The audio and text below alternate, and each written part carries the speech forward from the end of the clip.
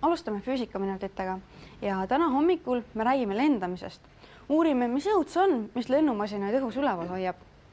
Ja juba aegade algusest saati on inimesed vaadanud linde ja unistanud, kui tore oleks samamoodi ise taeval hõllida, siis paraku esimene arvestatav õhusõit tehti hoopiski kuuma õhupalliga ja seda nii 200 aastat tagasi. Ja kuidasmoodi siis see kuuma õhupall seal õhus püsib? Aetakse sinna suur hulk sooja õhku sisse, see on palju hõredam kui ümbritsev jahedam õhk ja siis see tõstabki selle palli ülesse. Ja seda jõudu, mis seda üles tõstab, nimetatakse üleslükkejõuks. Ja tegelikult see on selline huvitav jõud, mis mõjub meile kõigile. Kui me oleme mingisuguses keskkonnas, näiteks praegu ümbritseb meid õhk, siis seesama üleslükkejõud üritab meid vaikselt kergitada. Aga see, kui palju ta meid tõsta jaksab või kas ta üldse jaksab, see sõltub meie kehatiheduse ja õhutiheduse erinevusest. Ja õhutihedus on niivõrd väike, et me lihtsalt ei tunne seda, kui me kaalu peale lähme, ei ole sellest mingit erilist mõju. Aga need kehad, mis on õhust kergemad, neid kehasid tõstab see jõud ülesse. Ja nüüd me teeme ühe tagurpidi katse. Me siin seda heeliumit, mis õhupalli sees on, kuumutada stuudios väga hästi ei saa, me paneme ta külma sisse.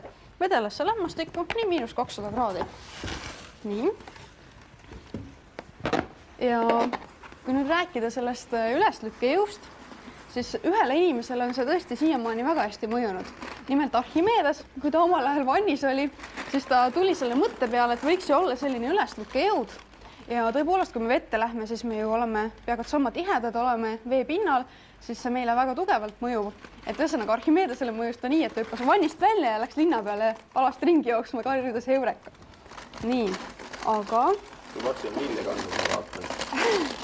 No, see õhupall on olulisel määral kokku tõmmanud, et isegi nii raske, nii tihedaks on see heelium jahedaga läinud.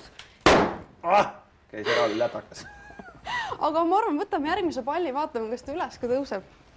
Et loodame, et peab vastu. No nii. Ja panen siia aasa sisse ühe pastaka samal ajal. Vaatame, kui palju ta saab tõste jõuda. Väga hea. No, loodame, et see ei lähe katki. Sai natuke vähem külma. Ja tõepoolest, tõste jõudu tal erilist ei ole. Üks tilluke pastakas suudab teda hoida siin kinni. Ja nende kuuma õhupallidega ongi selline asi, et esiteks ei saa neid hästi juhtida. Nad lähevad sinna, kuhu tuul nad viib. Tõsi, tean, olen ise lennanud. Väga vinge. Ja teine asi on see, et võime ette kujutada, et kui seal on see paras temperatuuride vahe, 100 võib-olla rohkem kraadi, siis selleks, et 1 kilogrammi üles tõsta, on meil vaja 3 kuupmeetrit sooja õhku. See on siis 3 sellist suurt kastitäit, et see on omajagu. Kaubavedusid me nii ei korralda. Aga et tõesti on ka sellised toredad gaasid nagu vesinik ja heelium, mis on õhust kergemad, tõusevad ülesse. Seda nippi kasutati seppelinides ja ehk siis tirisaablites, aga vesinik oli lihtsam kasutada, seda oli parem kätte saada, odavam. Ja see olid natuke plahvatusohtlikud, et see nende hiilgeaeg on paraku möödas. Aga lennukid, helikopterid, kuidas nemad õhus püsivad? Ilmselt üleslükkejõud mõjub neile ka, aga mitte just nii palju, et võiks neid kergitada olulisel määral. Ja et nüüd sellest asjast aru saada, kuidas siis lennukid õhus püsivad, me uurime liikuva õhu omadusi. Meil on siin üks pump, mis siit otsast puhub õhku välja. Ja ma panen siia lauatennise palli. Kui ma siia joa sisse panen, mis sa arvad, mis juhtub? Pall jääb mingisugusele nagu kõrguse sinna lihtsalt hõljuma. Jääb hõljuma. Proovime. Nii. Puhub tõesti.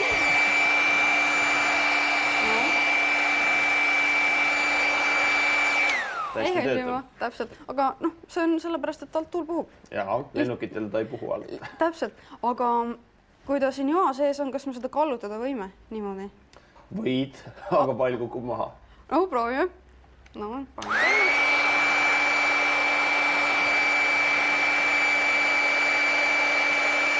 Näed, ei kuku. Lõpuks kukub. Kusjuures päris olulisel määral sai seda kallutada. Mis sa arvad, miks see nii võiks olla?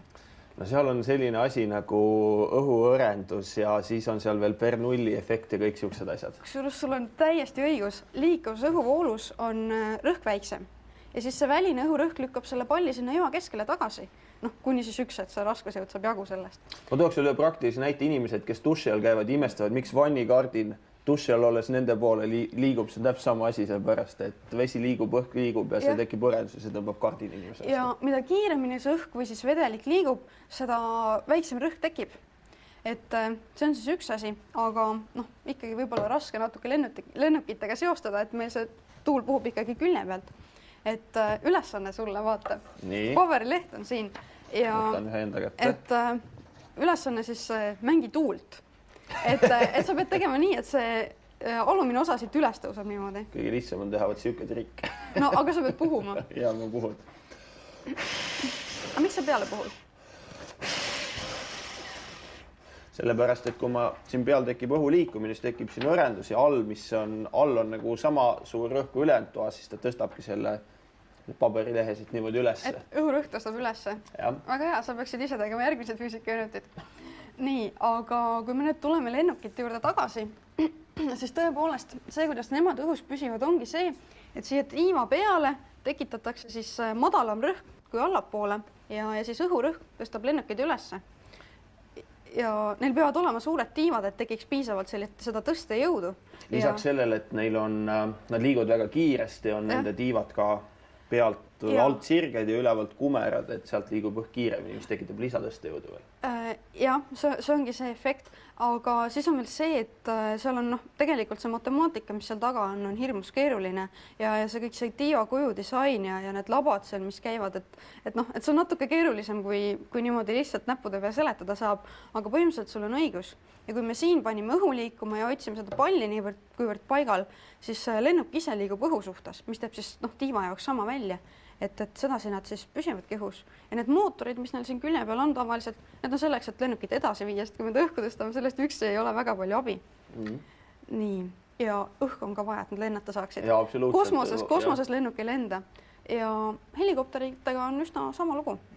Nii, aga meil on siin laua peal ongi üks helikopter. Näitlik helikopter on stuudisse toodud. Niimoodi, aga see töötab nii, et me paneme ta siit alt, tõmbame, pöörleme kõva hooga ja siis ta peaks lendu tõusma. Aga oota, ütle enne, mis pidi ta peaks nagu tiimiku pöörlema panema, et ta õhku tõuseks? Ta peaks panema see täpselt nii pidi.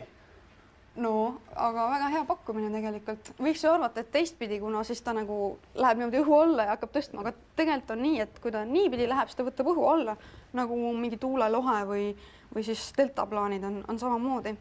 Aga tõesti, teeme siis selle väikse õhulennu ära. Oled sa, julged sa sihtida sellega? No ma sihin, vaatan, mis välja tuleb. Ja meie näitlik õppevahend lendas stuudiost välja. Ma võin proovida veel ühe katse teha, et äkki jääb see paremini kaadrisse kohe vaatama. Kui sa julged, sa pead kallutama sinna suunda, kuhu sa tahad, aga mitte liiga hoogsalt, sest siin on uus katse nüüd. Natukene lendas. No kena, sellega me oleme siis teataval määral aru saanud, kuidas moodi lennukid ja õhusõiduseadmed õhus püsivad. Et sellega me täna siit ka lõpetame. Soovin teile ilusat kevadet ja lennukaid ideid. Kohtumiseni juba järgmistel nädalatel.